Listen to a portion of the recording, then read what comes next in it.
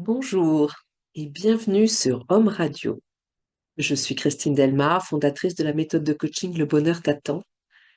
Et aujourd'hui, je vais vous parler des messages et des messagers. C'était un moment où la vie était difficile pour moi, très difficile. Vous savez, il y a des moments où on est juste en survie, on n'est pas en vie, mais en survie.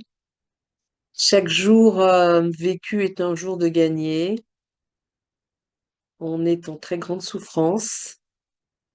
J'allais dire entre parenthèses parce qu'on n'a pas compris le sens de la vie. Mais parfois, il faut traverser la souffrance pour la comprendre. On en parlera dans d'autres chroniques. Et donc, j'étais dans cet état-là. C'était un moment très difficile. Je m'accrochais. euh, j'ai essayé de faire tout ce que je pouvais sur le plan professionnel et sur le reste aussi. Et je m'étais remise à courir. J'étais à Paris à ce moment-là, quand ça m'est arrivé. Et je me suis partie, je logeais chez une amie dans le 7e arrondissement et donc je suis partie courir, j'allais dire avec courage pour essayer de continuer à mettre la machine en marche et la mettre en mouvement et être un peu mieux. Et donc je suis partie courir au pied de la Tour Eiffel. Je n'étais certes pas la seule ce jour-là parce que c'était un dimanche matin. Et alors que je courais, et en fait, vous savez, on croise des personnes, il y en a qui vous croisent de face, et puis il y en a qui vous doublent. Et j'étais en train de courir, et d'un coup, j'entends ne lâche rien. Alors je me retourne, et je me souviens, c'était un coureur noir qui, qui m'a croisé, et je le regarde, et en fait, lui ne me regarde pas du tout, du tout, comme si je n'existais pas. Et donc, c'était extrêmement étrange que de recevoir ce message. J'ai regardé autour de moi, vraiment personne ne me regardait, personne ne m'a souri, personne ne me draguait. Aussi, je me suis posé la question parce que ça pouvait dire ne lâche rien quand on fait du sport, allez, il faut continuer, etc. Non, je ne sais pas d'où venait ce message, mais je l'ai eu un jour où j'avais besoin de l'entendre. Puisque c'était dur. Et donc, on me disait, voilà, accroche-toi, continue, et ça va aller quelque part. C'est un peu ça, le message. Bon, ça fait chaud au cœur. Ça permet de courir avec plus d'allégresse.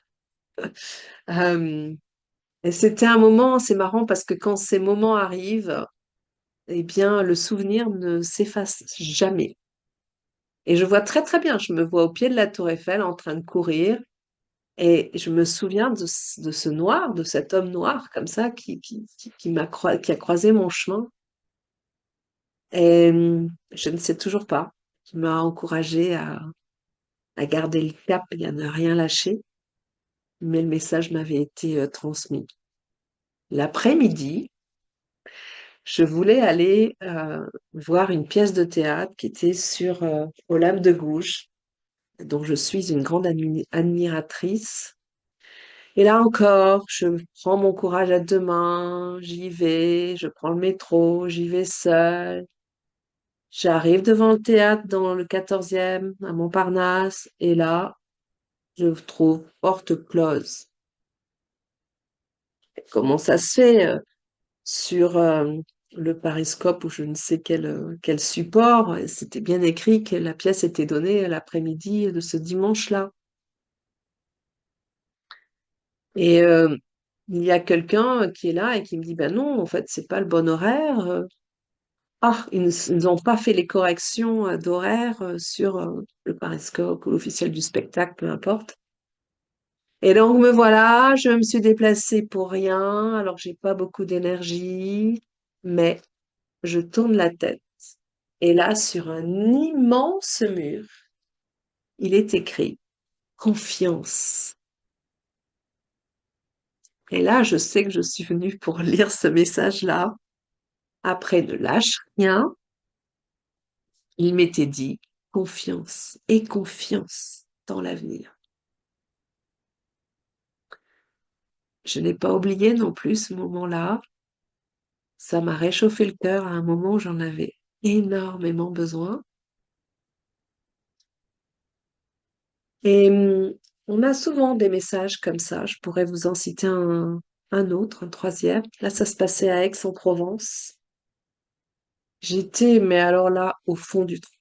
Mais vraiment au fond du trou, je ne savais plus à quel saint me vouer.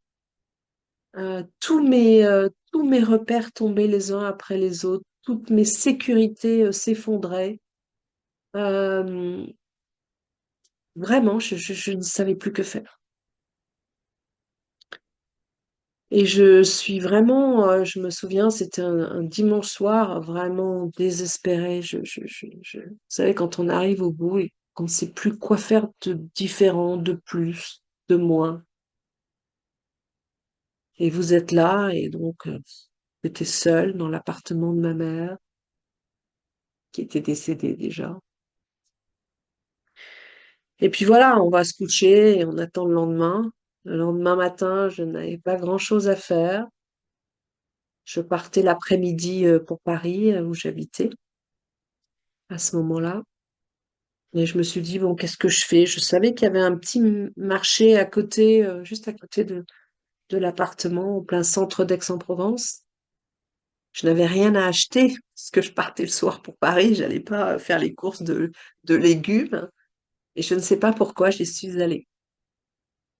Et donc, je regarde les étals, mais je ne vais rien acheter.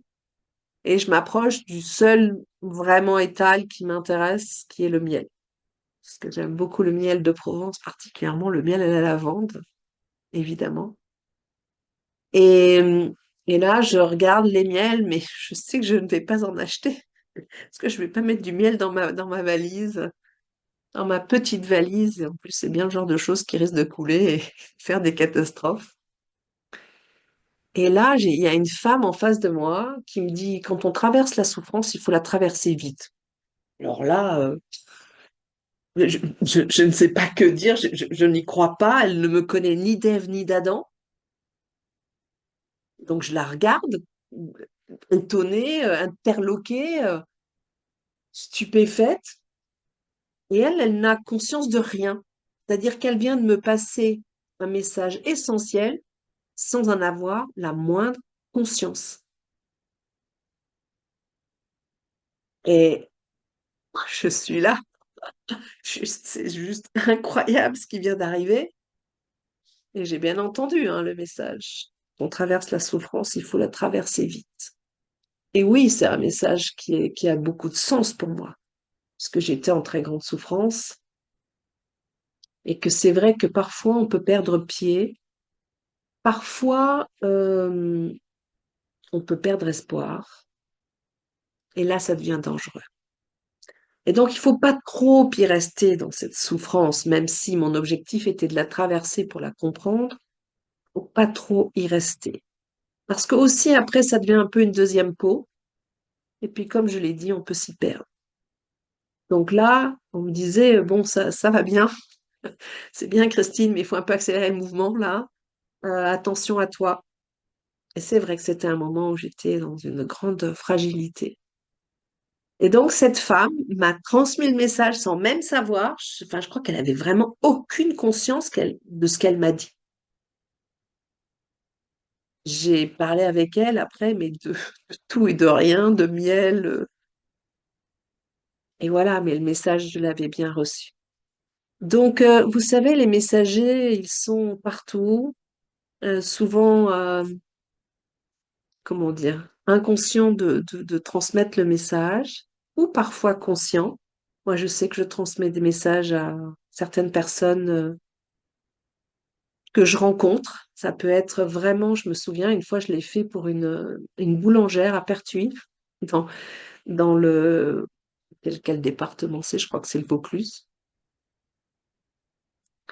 Et, euh, et voilà, il y a un message qui m'a été donné pour la personne, je lui ai donné, et ça lui a fait beaucoup de bien parce que c'était un moment difficile pour elle aussi.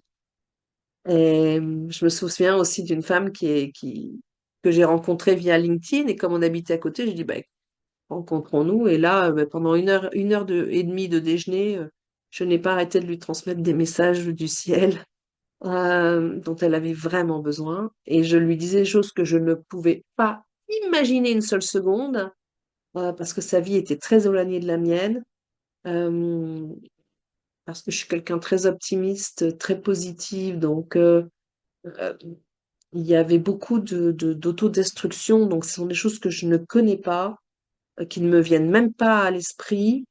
Euh, et pourtant, je lui transmettais ces messages-là. J'étais moi-même étonnée, mais je transmettais voilà, dans la confiance et je voyais bien que elle le recevait et que ça lui parlait énormément. Donc oui, on peut recevoir des messages et oui, on peut en donner aussi aux autres. J'allais dire, c'est la solidarité humaine, mais c'est la solidarité aussi entre la terre et le ciel, entre le monde visible et l'invisible. Et dans ces moments de grande fragilité, dans ces moments de souffrance, eh bien, c'est fort utile parce qu'on nous donne un message compréhensible, mais aussi ça réchauffe beaucoup le cœur.